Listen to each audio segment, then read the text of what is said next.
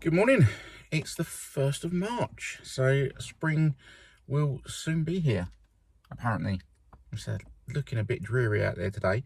So just wanted to put another video out after quite a busy weekend.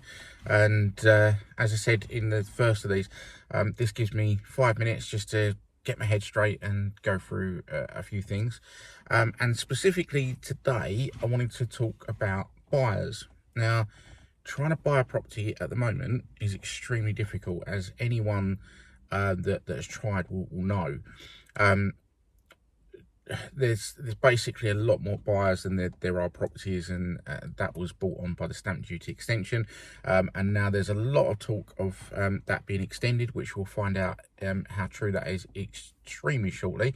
And now there's rumours of a mortgage guarantee scheme allowing buyers to buy with 5%. All great schemes for the individuals, but if you are a buyer, it's going to bring more and more competition into the market. Now, I wrote a blog on this a couple of years ago when the market was extremely busy, and I wanted to touch on a couple of points, just a couple of practical tips just to help you. I'm not saying that suddenly you're going to find your dream house tomorrow, but it might just help you be at the top of the pile. So the first one, internet portals, Rightmove, Zoopla on the market are not your friend. They are a friend, but they're not your best friend, and you're not special to them. So by the time a property has reached the portals, it is being seen by thousands of people, all your competition. We have now started launching all of our properties for about the last year, I think it is, live on our Facebook feed. So the first thing to do is register with an agent. Okay, if that agent has social media, like their pages, follow them, do whatever you need to do just so you hear about properties before anyone else. So the second point is actually registering. So firstly, don't rely on the portals. Secondly, register with the agents. This is an odd one, because I've never really understood why anyone wanting to buy a property wouldn't register with an agent. But we do hear the objection that we'll be bombarded. Firstly, at the moment, you really won't, because we haven't got enough to bombard people with anyway. But a little tip that someone gave me, and I can't take credit for this, it was a buyer. I was registering his details, and when it came to his email address, it was actually something along the lines of Steve's Property Search.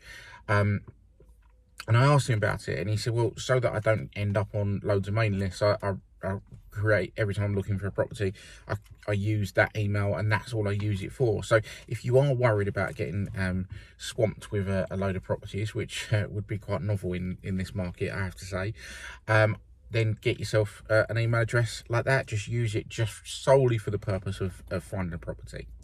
So that's the second one. Number 3, get yourself known. Okay, agents at the moment are extremely busy with buyers. Probably a bit too busy. There's just too many people to try and manage and keep in touch with. So we don't have a problem if you want to ring us.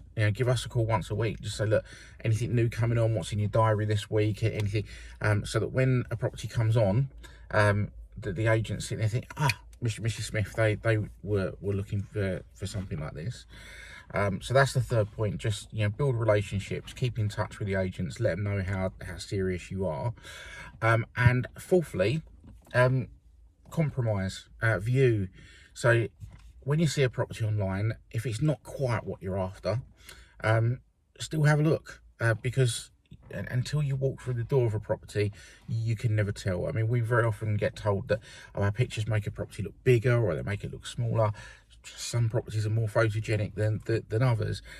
So to really get a good feel, get through the door, or at least ask for video tours in these kind of COVID times. Get as much information as possible. And if a property is not 100% what you want, just go and have a look, because you might be able to make it 100%. And that's it. They're my 4 tips. Like I say, nothing groundbreaking, nothing that's going to suddenly find your property today if you've been looking around, but it might just give you a little bit of a head start. I say all of our properties are launched on social media. I'm guessing that's where you're seeing this.